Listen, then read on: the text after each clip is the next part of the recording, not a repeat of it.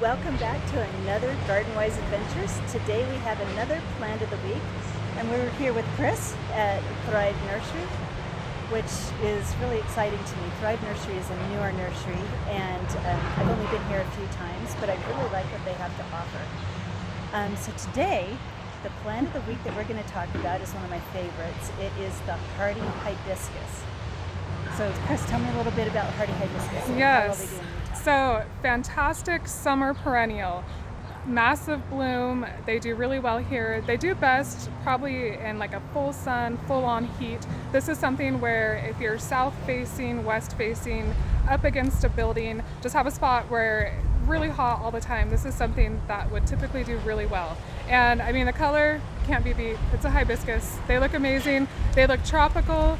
So to be able to have something tropical here in Utah, that's a good one. Yeah. And they've come out, there's so many different color combinations now and different sizes too. That's something that's really impressed me with the new ones coming out, is that Proven Winners has done a really good job in taking the good qualities, the foliage color, the flower color, and kind of condensing that down into a small compact plant. I mean, they're still going to get a pretty good size. You're still a good like 3-4 feet tall, and there are still some that get really big, but it's nice to have the bright summer color on a little bit smaller plant that still blooms really well and does really well here in Utah.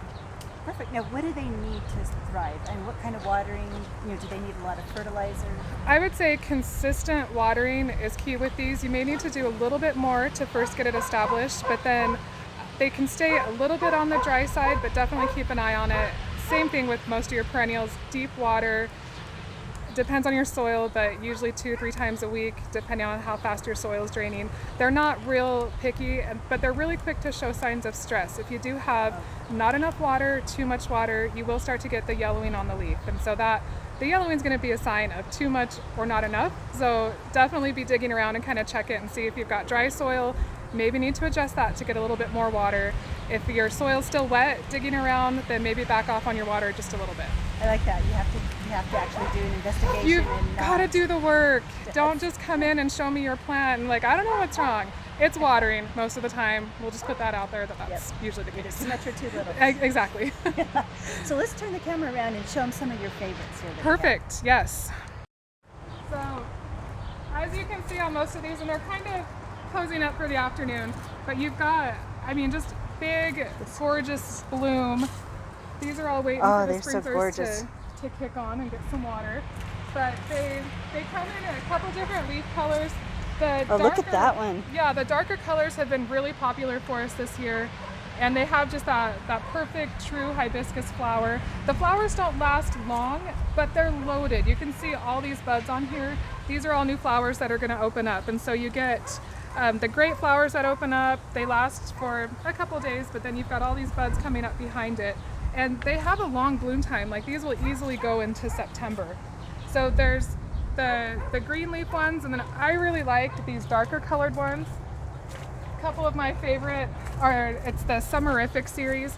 So this is, I mean, that's perfect. Oh my right heavens, there. look at that. It's got the great foliage. It's not too dark. It's kind of a good combination of green. It comes out that dark color, but then does fade to a green. This one we're looking at here, this is the cherry chocolate, and it's the Summerific series that Proven Winner does. Oh, I love that. So do you have any other varieties that you really like, or do you know the names of? Yes, there's one called Holy Grail. We just had it here yesterday and we're out of it now. Really, really dark foliage, a good pure red. And so red's kind of a tricky one in the landscape, but I love it. I think with that dark foliage and then the bright red that you get out of it, it pairs well with anything yellow, blue, or kind of those really bright, pretty primary colors. So it's a great one. It's one I have in my yard and I'm absolutely happy with it. One thing I want to mention on these is that you treat them like you would a true perennial. You can see these stalks down here. These will die back completely to the ground. I go in and cut everything back. And this is going to be one of your last perennials to show any signs of life.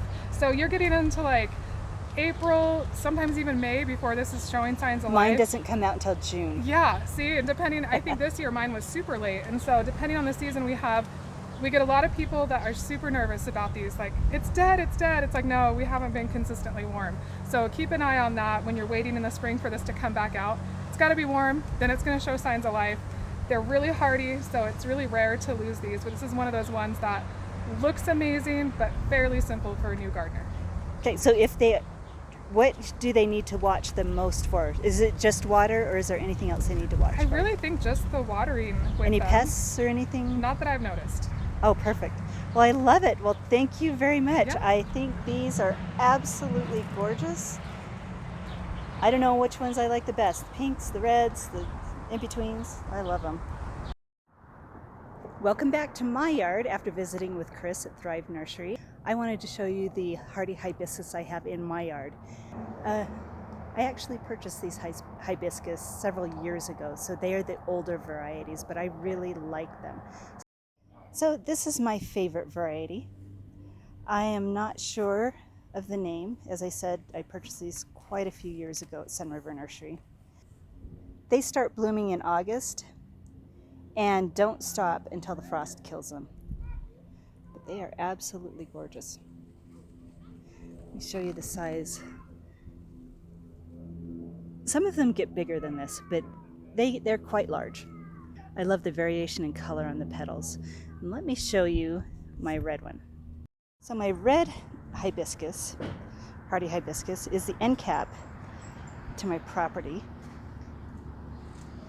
It hasn't done as well as the other one that I have. It seems to die back and get smaller every year, but I love the red color. I love the size of the blooms. And I think it's absolutely gorgeous. I may want to switch this one out for one with the darker foliage. Anyway, I love Hardy Hibiscus, and I think there's something that you should try to grow.